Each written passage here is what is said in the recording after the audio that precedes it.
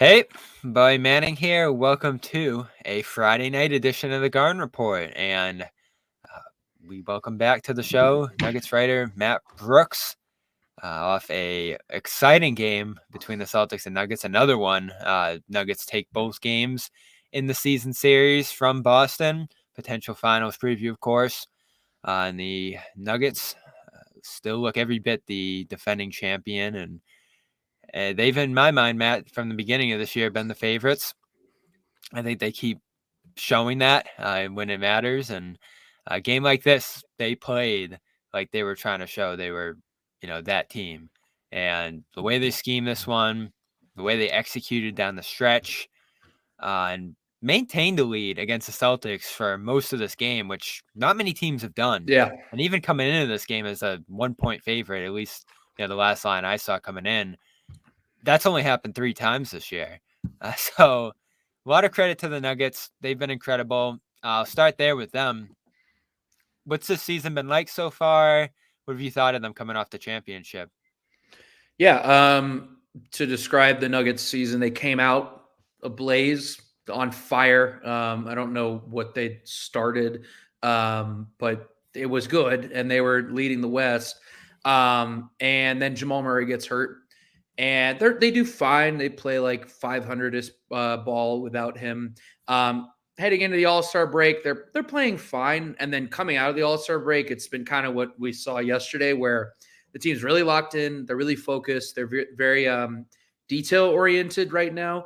And yeah, it's just, you get this sense that Denver's figured out how to play the regular season game, right? Like they know when to peak, when to play your best basketball, which to me is in the last couple of months of the season. The other thing is they've been healthy for the most part, which is also a pretty big luxury. And maybe that part of that is just that they are trying to like ramp up, is probably what I call it, right on the eve of the playoffs. Yeah, and Joe Mazzulla coming out of that first game, and the first game was great too between these two. Excellent. Uh, both teams threw blows. Celtics, really Nuggets too, but both missing shots down the stretch. And I think Jokic got off one late, and Tatum missed the one at the buzzer. So that one coming out of it, and Joe Mazzulla is usually like this, but especially after that game, he was feeling good about the shots they got. Liked how they limited Jokic at times. They played him more straight up in that game, Yeah. and they thought, if they got a better shot off on that last possession, you're at least forcing overtime there with them, and who knows what happens. A little bit of a step back in this one. I know they storm back late. They get the shot wide open in the corner to take the lead with under a minute left, similar to the first game. But Nuggets through the middle portion of this game really controlled things. Took the lead going into the second.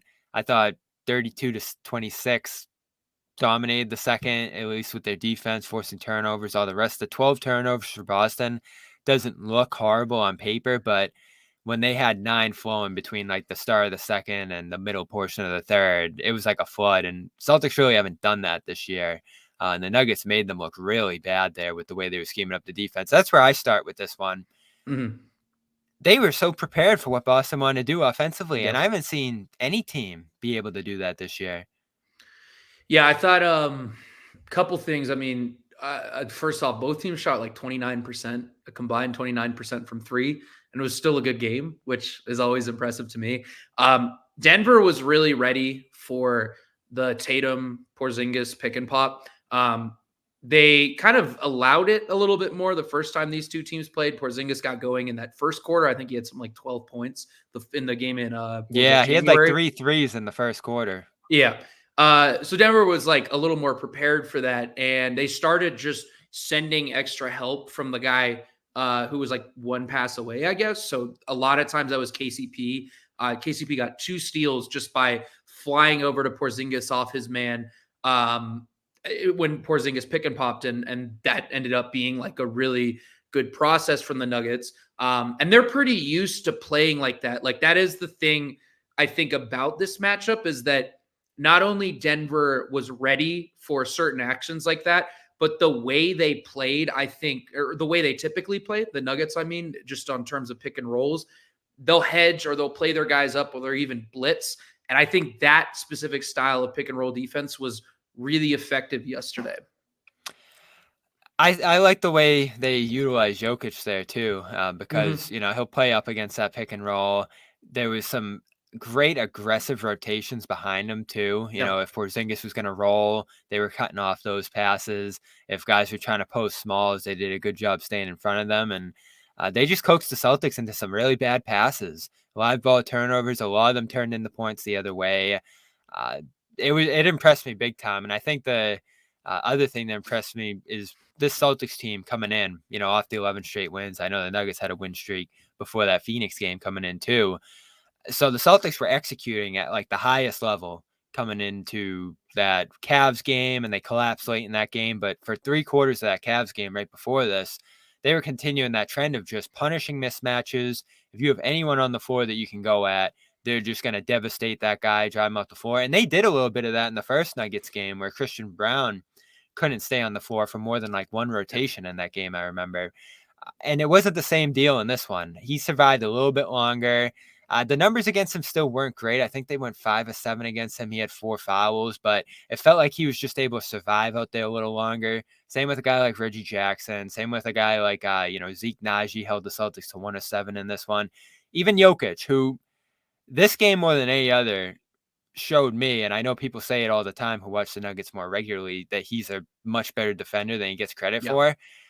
The way he's able to like dig at the ball handler, recover to the paint, he's just moving out there, and he's in great positions. And I think the final number, I think I have it here in front of me. Celtics got off like 28 shots against them, made 14. So you'll take that, I think, if the Celtics are trying to put him in actions as much as they were trying to there. And down the line here, like Jamal Murray, Celtics shot 3 of 11 against him. He was great. He was great because the Celtics tried to post him up a couple of times, and he really held his own. 6 of 14 Porter.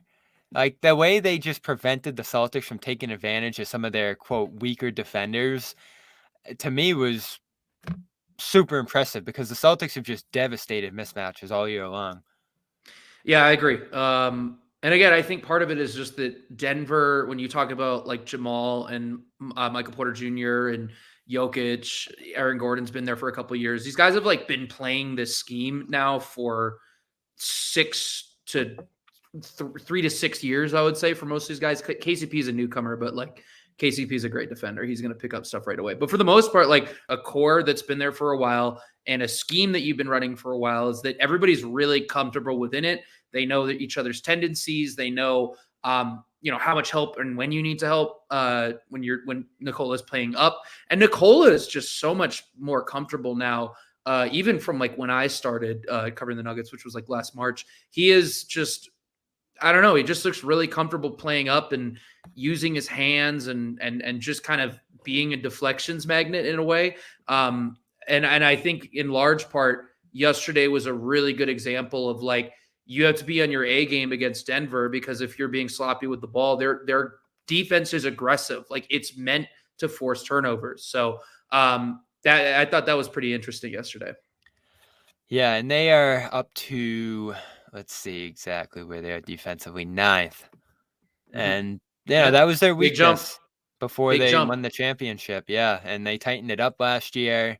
Now it looks like a strength of theirs, especially to be able to do this against arguably the best offense in the league and statistically too in Boston. I guess the question everybody has on top of that, especially the viewers here, is what happened with Tatum here, because this was one of his more passive games. It had shades of that final series, Yeah. 2022. Him not being super involved on the ball, being turned into a passer for a lot of this game, and being made to look bad in that passing role. 8 assists, 5 turnovers, a mediocre ratio, I'd say.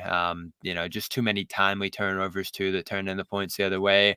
And then by the end of the game, just looking uninvolved. I Yeah. know he didn't like some of the calls early. He was complaining at times out there. So this one to him, especially coming off the final miss in the Cleveland game where he received some criticism. A lot of MVP talk before that. This little stretch right here is probably going to derail that. It was a weird game from him, and he's been great all year. He had this stretch of like 8-9 games with 5+ assists. So he'd been playing well prior to this week, but something the Nuggets did here kept him just very passive here and away from the play.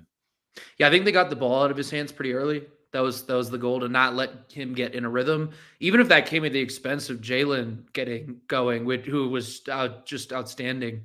That was like one of the best performances I've seen him have. Like, obviously, I'm not watching the Celtics day in day out, but for This me, could like, have been that a was blowout if it wasn't for him. he was great. I mean, he was just great and so athletic. And that was one of my takeaways from Boston's side was Denver really couldn't stay in front of him.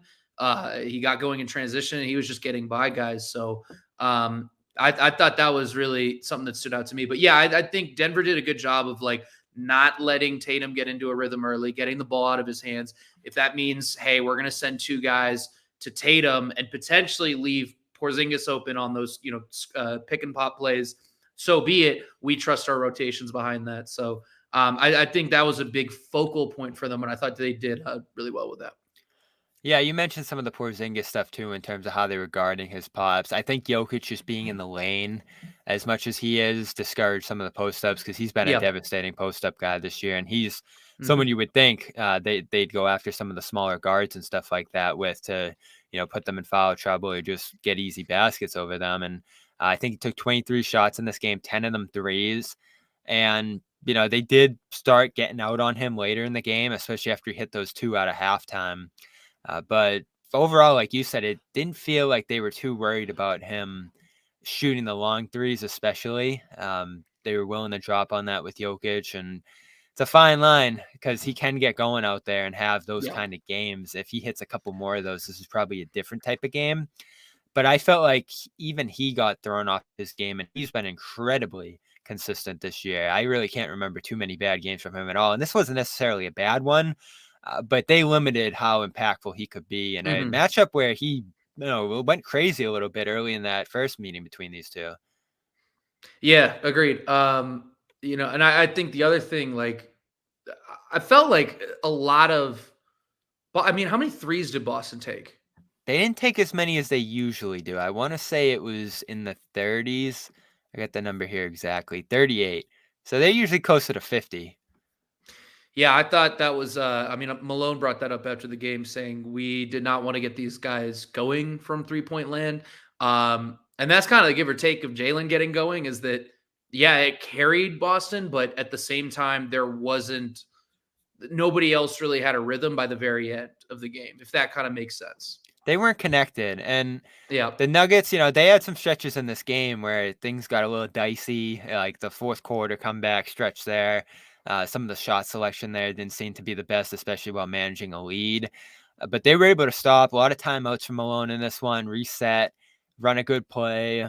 The Celtics, for some reason, especially in the middle portion of this game, just looked sped up, looked frantic at times. And even as you said, as good as Jalen was, a lot of it's like really pushing in transition, being ultra Yeah. aggressive. He only had 2 turnovers. It felt like he had a few more than that, just watching. But their offense seemed to grow more frantic as the game went on. And they did have some stretches, like Holiday went after Jokic late. You had some stretches where Tatum was able to get the ball close to the basket. But for most of the game, they looked frenetic out there. And that's when, I'm sure you've seen like all the Celtics panicking and stuff. And I'm not really in panic mode after a game like this, but you wonder when things get dicey in a game like this. And Yeah. I know they haven't been down a lot this year and they haven't been in a ton of crunch time situations to bring it back to Tuesday. I don't get why it looks so frantic because you have the best offense in the league. You can slow it down, find a matchup, make the right pass if some extra pressure's coming at you, like Tatum, like it was at Tatum in this one. They just looked like, at least between these two teams, the team that had been in fewer of these kind of situations, fewer of these kind of games. Whereas, as you said, the Nuggets have just played together for so long that it's kind of seamless, especially the Gordon backline stuff that slammed the door shut in this game. Yeah, I think there's one play, the 3-on-1 or 3-on-2 that Boston had where like Tatum and Brown like ping ponged it to each other and then it ends up with a corner three. Like that was the play where I was like, that was just a weird way to like, it was just a weird play at the end of the game. Like it was not crisp, I think is probably the word I'm looking for. And then you go down the other side Denver runs Murray, Jokic pick and roll, and they get the switch with Tatum now guarding Jokic, and then that draws. But Jokic kind of like holds on to his dribble for a couple, draws help eventually, and just dumps it right off to Aaron Gordon for the dunk. And it's like I don't know if those plays were right after each other, but they were definitely like right near each other. And I remember just thinking like, this is like just a difference in execution right now between these two teams. And that's who Denver's been. And to credit to Boston, by the way, because they were down like 12 with like 10 minutes remaining, and they got it down to 2 because of those 2 threes from Holiday. But watching it, I never felt like Denver was going to choke it away. I don't know how to explain it. I just didn't think it was going to happen.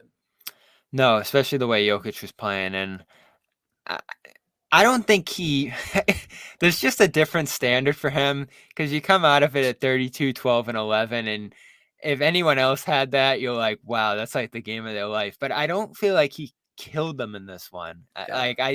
I think you live with 115 points from the Nuggets and the game he had and the game everybody else had here. The Celtics definitely had some lapses defensively, especially that last lob to Gordon. You really need another rotation over to him, especially after how many times he threw that down. But I like them putting a little bit more pressure on Jokic early, trying to get the ball out of his hands because they played him more straight up last time, and he just annihilated them in that Yeah. game as a scorer. Porzingis. This one, you saw different looks, mostly Porzingis again. I thought you might see more Holiday than you did, but I just don't think they want to go small on him, especially in the post. What do you think of the job they did on him? You can only do so much. You know who I liked?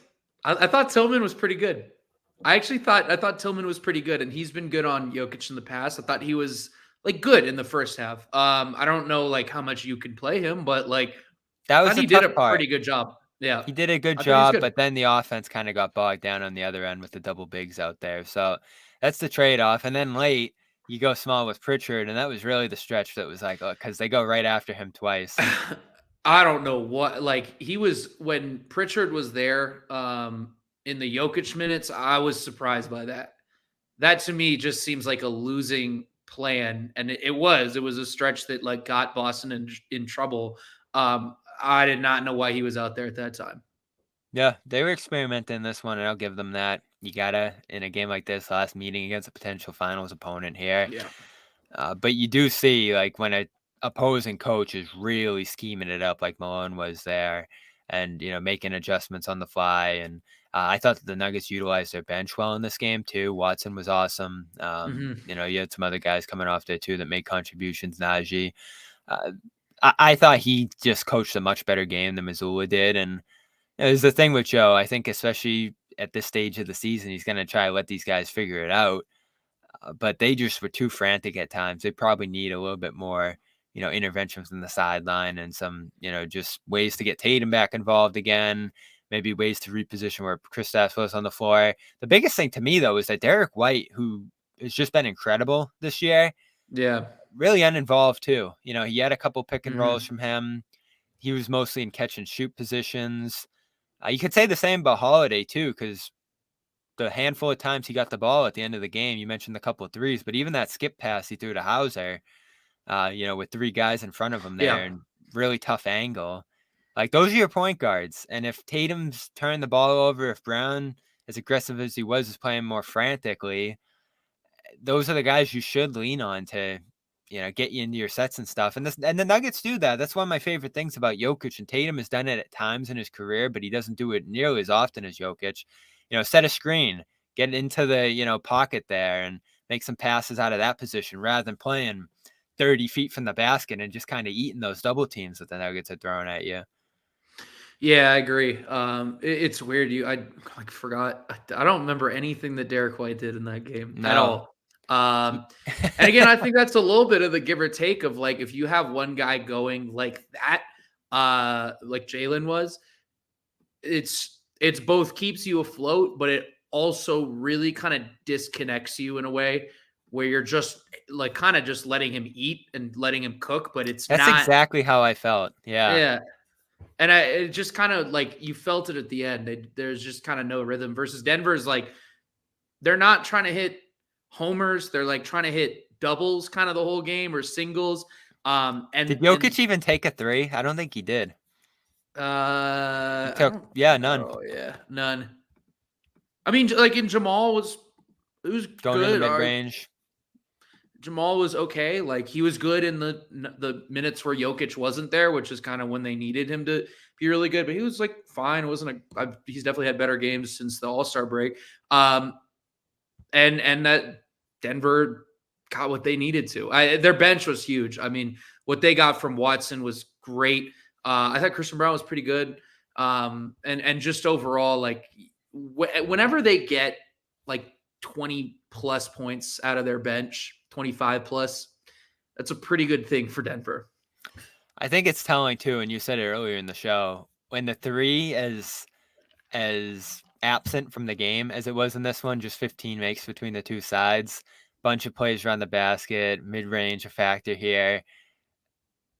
It does make for a more interesting watch, especially with some of the 2-point styles you see between Jokic and Brown in this one going downhill a ton. It made for a more interesting kind of brand of basketball rather than some of these 3-point contests that go back and forth across the league a lot of times here. So I think most people are dreaming of a final series between these two teams and what that might look like. We'll get into that a little bit here. I just want to give a quick shout out to our sponsor here, a new sponsor in PrizePicks. They're giving you a $100 deposit match, up to $100 right now. So go over there and download the app, check it out. It's the most fun you can have, winning up to 25 times your money. Right now, you go in, pick a couple stat lines, see what guys are projected to do in these games. I know I had a lot of fun picking before that Warriors game, seeing what guys were going to do on Sunday. Tatum's been a easy pick in a lot of these games, so not this most recent one. And Curry, I thought was a slam dunk in that Sunday one, but that's the fun of it. Go in there, pick a couple guys. You can set your lineup 2 to 6 selections. And again, really easy bonus to just plug in right here and try out right now. Use the code CLNS at prizepicks.com/CLNS. That's CLNS for a 100% match up to $100 right now when you head over to PrizePicks. Great time to do it. A lot of basketball going on. March Madness about to start as well. So go check out what they're doing over there. Again, that's the code CLNS. Pick more, pick less. It's that easy over at PrizePicks. So go check that out.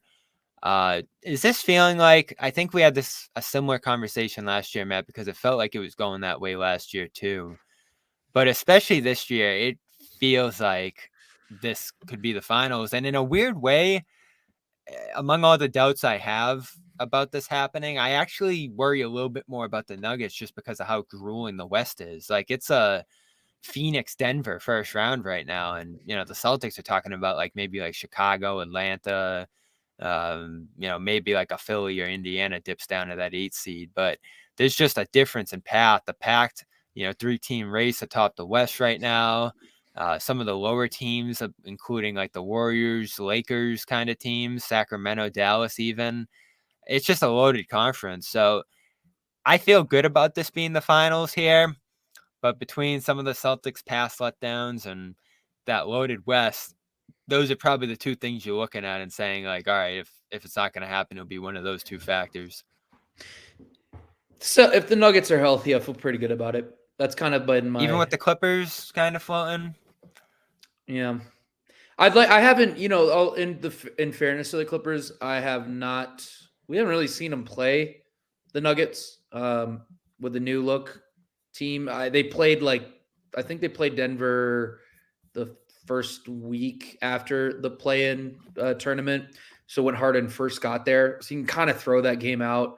And then the 3 before that, they played Denver and LA played each other 4 times before December. So you can kind of throw all those out. I don't have a great feel for how those teams play each other. They're probably the team I look at the most and say, yeah, that's probably going to be the most difficult one, depending on what happens with Towns. But I'm sort of expecting him to be, I don't know if he's going to be able to play or if he's going to be nearly as effective as he's been this year.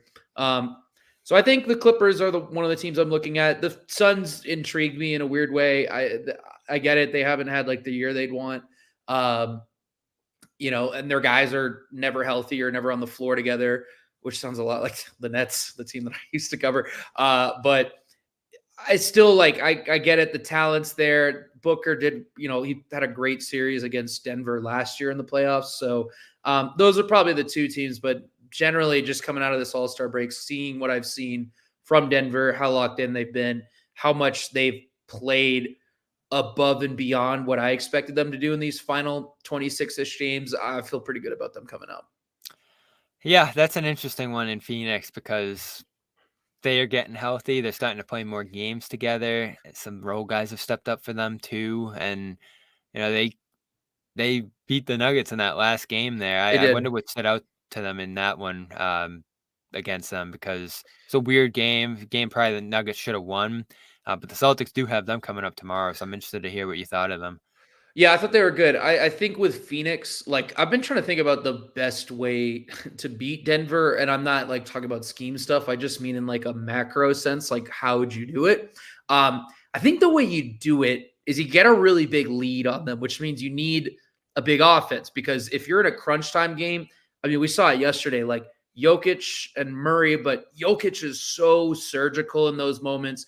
He's never sped up. He's never flustered. He's going to make the right play. It's going to be a lob to Aaron Gordon, or he's going to set the perfect screen for Jamal Murray, and that's going to give Murray some space to pull up from the mid-range. He's so good in those moments that I almost feel like the way to beat Denver is you have to build a big lead, big lead. And even if Denver chips away at it, they tire themselves out, right? They wear themselves out. And that's kind of what happened against Phoenix.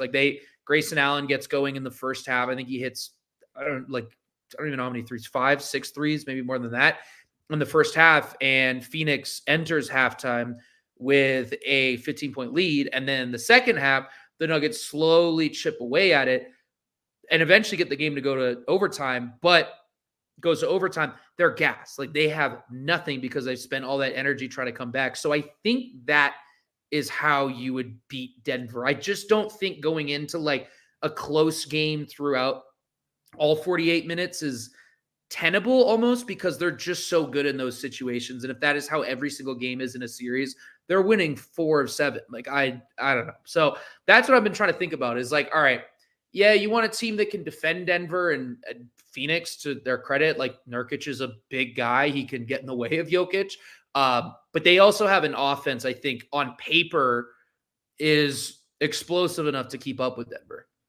Yeah, and Nurkic has that familiarity with Jokic too, which I thought was the only part about that addition I like, because I didn't like that one overall for Phoenix, but he's played decently this year, been And the relatively Clippers are the healthy. same. The Clippers are the same because I think Zubac has done fine against Jokic in the past. So that's another one. You get it that they have the They're such a good firepower. switching defense too. They really can switch almost every position. Yeah. And So those two. yeah, and that's bothered Boston too. So they're another. That's the thing with me with right now with Boston is I feel good about them coming out of the East. There's a Milwaukee thing brewing. Heat are always tough, but unlike last year where I had some real doubts about Boston despite the record due to a bunch of different reasons, this team I feel much better about because they've been much more consistent. They haven't had bad losses for the most part. The offense looks functional, there's some real bread and butter stuff that I think they can lean on. Tatum and Brown have both been much better this year. And I think the coaching has been better too. So again, I'm not coming out of this week panicking. In fact, in this matchup, as you mentioned there, the, kind of blowout, massive lead you need over a team. The one thing I think you look at here with this game, if you're trying to take a more positive look at it from Boston's perspective, that 3-point differential between the teams, the 38-21 in attempts, Joe really loves that.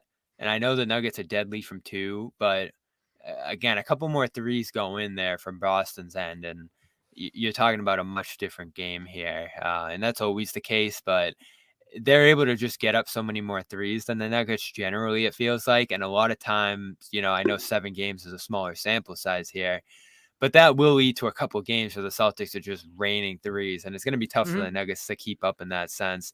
And in this game, the Celtics missed 9 free throws on top of that. So they played within 6 with all of that going against them. I feel along with the turnovers. So they've played tight with the Nuggets without hitting shots in both of these games. And I think that is what would put them in a position of being like a slight favorite over Denver, along with the home court that they'll probably have in this series if it comes to it.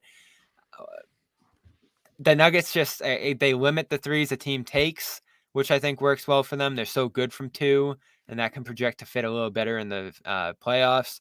And they have the best player on the court by a significant margin in Jokic here. So it's an intriguing matchup. Like this, just the back and forth, the scheme stuff, Yeah. even just the style of the game. It was really pretty to watch here. I don't know how you can root for, outside of maybe some extra star power with other matchups, or maybe like some other like storylines going into a Yeah. series.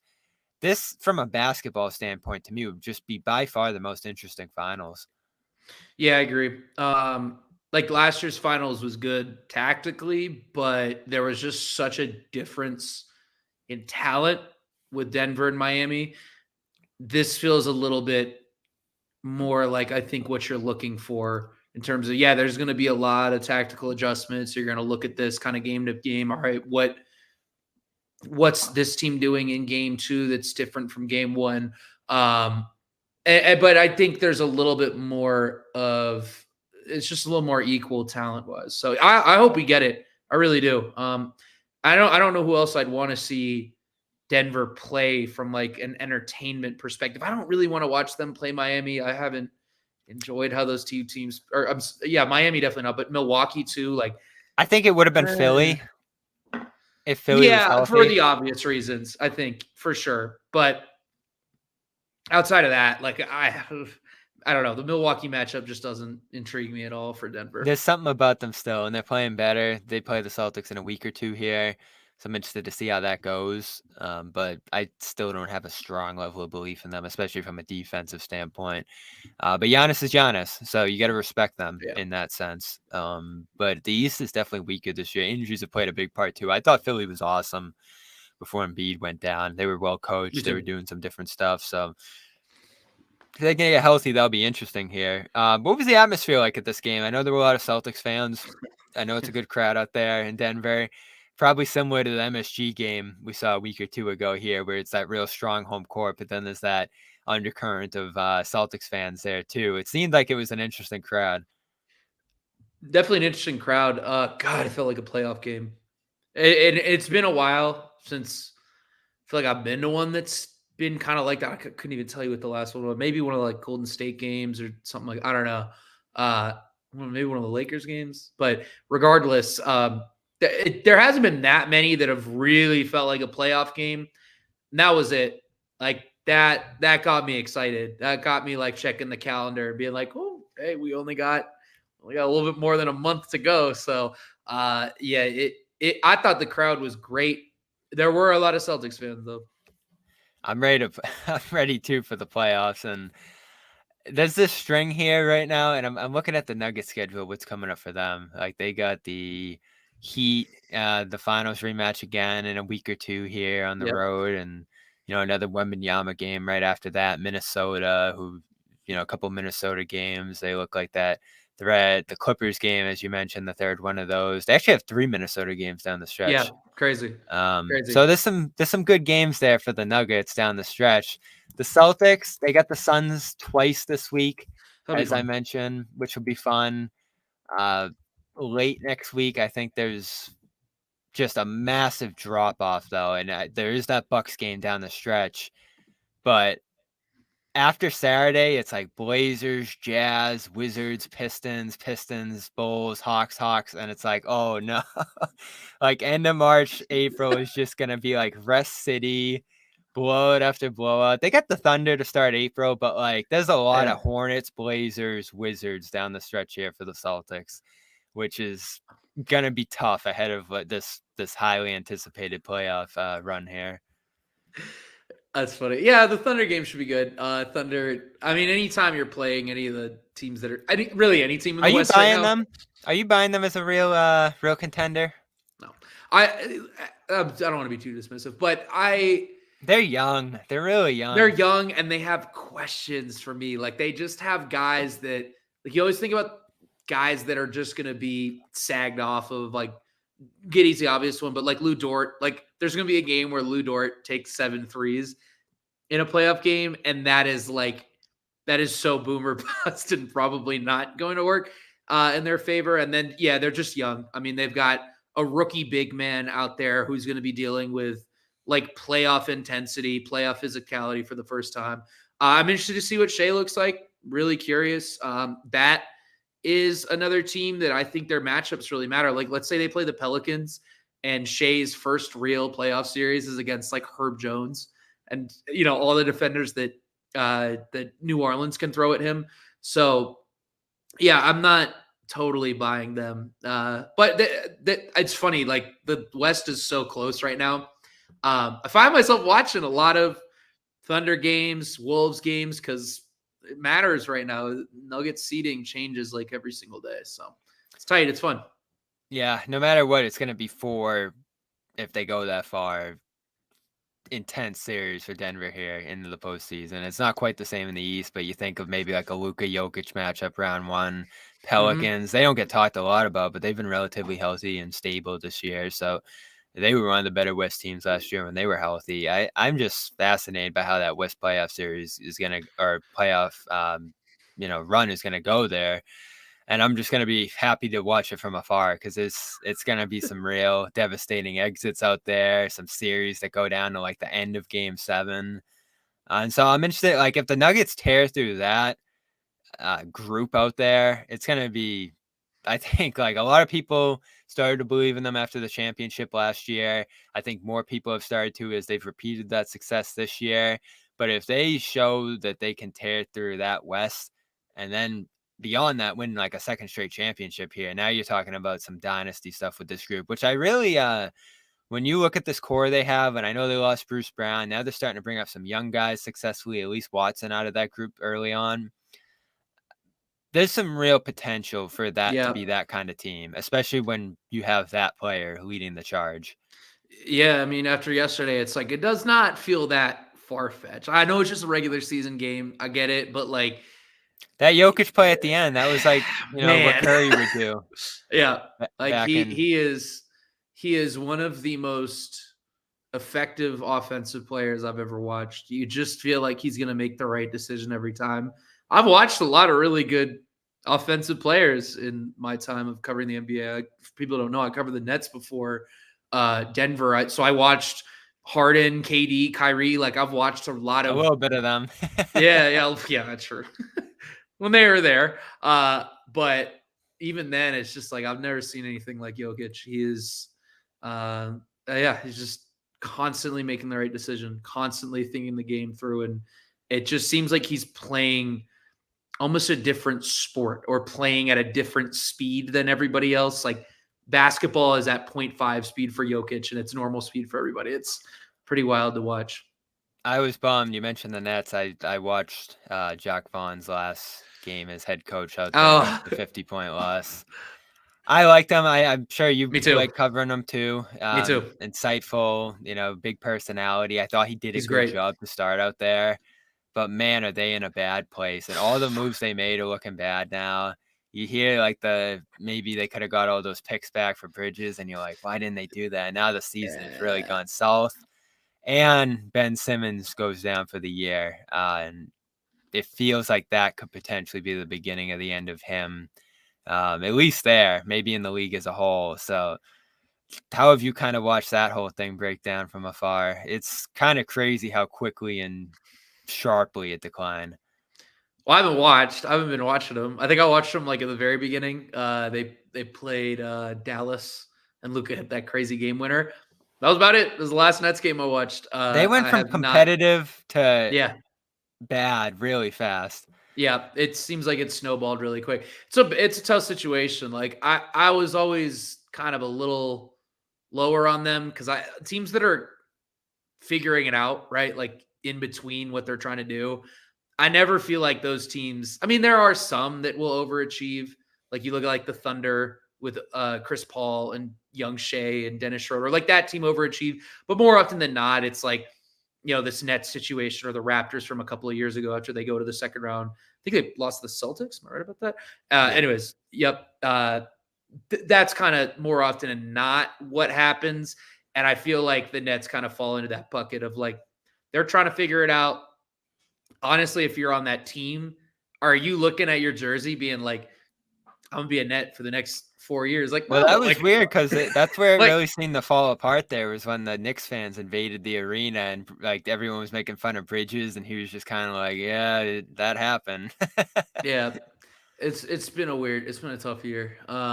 And yeah, And I I'm don't know bummed what to too. I do. used to love, we do our podcast. I love going down there for those games. It was always a big game, that first round Yeah, series, yeah, 2022.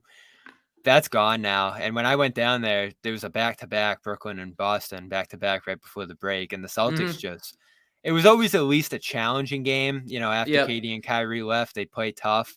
This time, the Celtics just walked all over them. And then the next game was that 50-point game. And that's when you knew, like, all right, that might be it for Vaughn. And it was. So I don't know what's going to happen there, but they're in a bad place without their picks, with Simmons basically done here. And Bridges is great. They got a couple other pieces, but not nearly enough. So it's not a team you want to be rooting for right now. And Yeah. you left right at the right time. I did.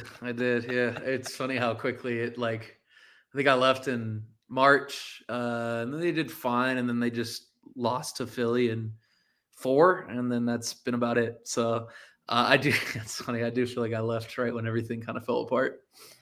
Well, he is Matt Brooks. Where can the people check out your work these days? Yeah, everything is on nuggets.com. It's probably like the best place to go. I post pretty much everything I do on Twitter at Matt Brooks NBA right below here. But yeah, I think number one, go to nuggets.com. Any articles, video stuff that we're doing, we all throw it on there. So that's definitely the place to go. All right. Good catching up with you as always. Hopefully we'll talk again this summer. And hopefully I'll make it out to Denver. I still haven't been to Denver. I want to make it for this Oh game. yeah. Didn't work out, but hopefully we'll have a full series out there. I'm still haunted by canceling my flight out there during Game 7 against the Heat because it looked like it was happening. But I don't know. The Nuggets might have torn through the Celtics in that series anyway. They were But pretty good last year. hopefully we'll get it back this year. Thanks for being here, Matt. We'll catch you soon. Sounds good. Thanks.